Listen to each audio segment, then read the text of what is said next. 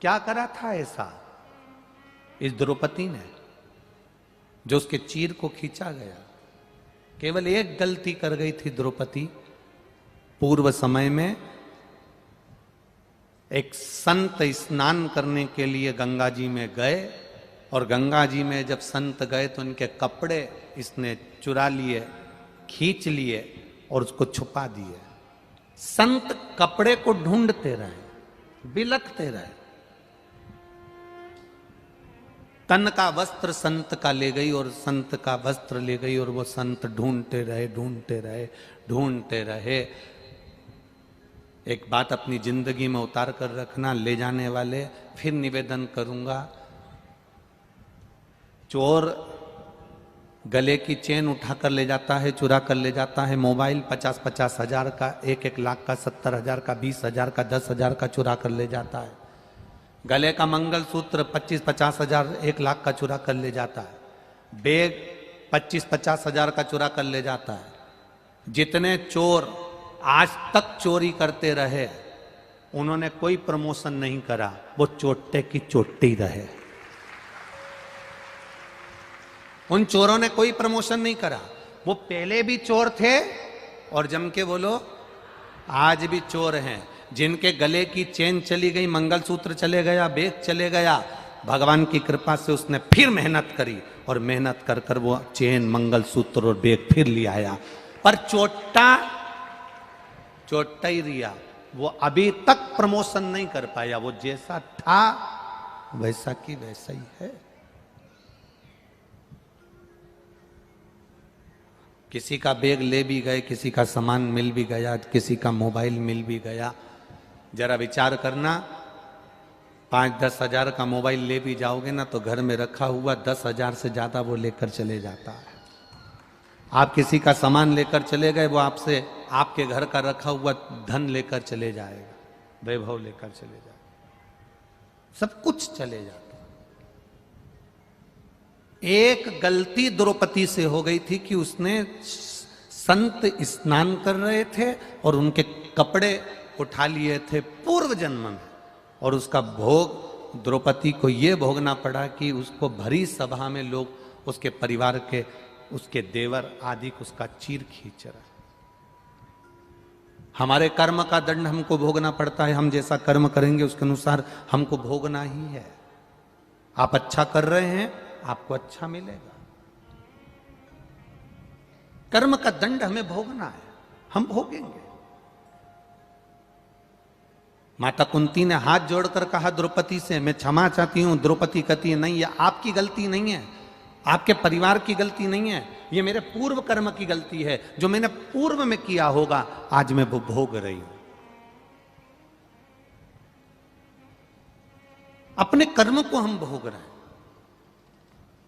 मत बुरे कर्म कर बंदे, वरना पछताएगा। भगवान की आंखों से तू बच नहीं पाएगा, तू बच नहीं पाएगा।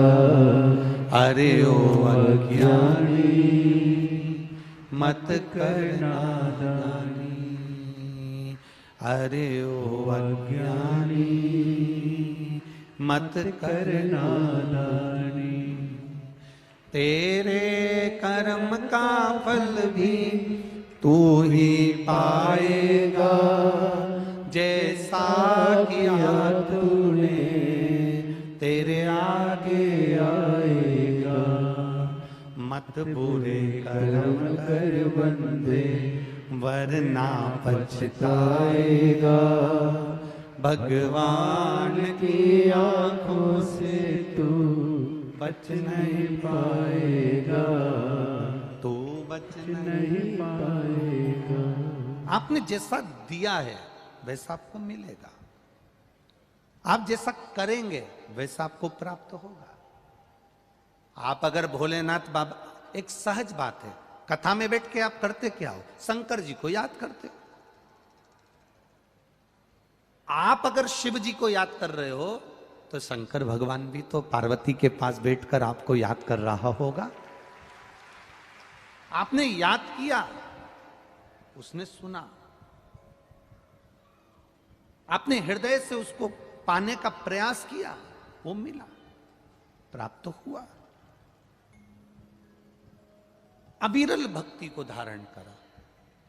द्रौपदी कहती है ये मेरे कर्म का दंड है जो मुझे भोगना पड़ेगा। माता कुंती ने भगवान कृष्ण को बुलाया और माता कुंती ने भगवान कृष्ण से पूछा, मेरे बेटे वन वन जाएंगे, जंगल जंगल में जाएंगे, क्योंकि सब कुछ हार गए, अब जो चले गया वो वापिस कैसे मिलेगा? कर्जा हो गया, चूकेगा कैसे? किराए के मकान से निकलकर हम अपने मकान में कब पहुंचेंगे?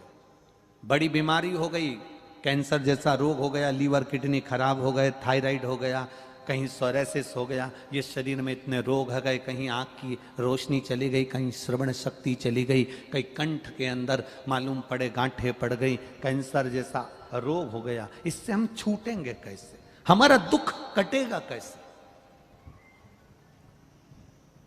हम किसके पास जाएं कि हमारा दुख कट जाए? बहुत सारे महाराज मिलेंगे, बहुत सारे मिलेंगे तुमको जो कहेंगे हमारे पास आकर बैठो, हम तुम्हें ये दे देंगे, तुम्हारा दुख कट जाएगा, हम तुम्हारे लिए ऐसा कर देंगे, तुम्हारा दुख कट जाएगा, हम तुमको ये बता देंगे, तुम्हारा दुख कट जाएगा। शिव महापुराण की कथा कहती है शंकर भगवान 24 घंटे शमशान में रहते हैं। भोलेनाथ जी कहते हैं कि मुझसे बड़ा दुनिया में कोई तंत्र जानने वाला नहीं होगा। पार्वती, मुझसे बड़ा दुनिया में कोई मंत्र जानने वाला नहीं होगा, मुझसे बड़ा दुनिया में कोई अघोरी नहीं होगा, और मुझसे बड़ा दुनिया में कोई ज्योतिषाचार्य नहीं होगा। जो राम जी के जन्म लेने पर ज्योतिषी करने पहुंच गए, जो भगवान कृष्ण के जन्म लेने पर भगवान कृष्ण के यहां ज्योतिषी करने पहुंच गए, जो संपूर्ण ब्रह्मांड में अघोरी भी वही है, तंत्र भी उसी का है, मंत्र भी उसी का है, साधना भी उसी की है, सब कुछ उसी का है, तो उससे बड़ा तंत्र मंत्र साधना विद्या करने वाला कोई दूसरा क्या होगा जो 24 घंटे शमशान में रह रहा?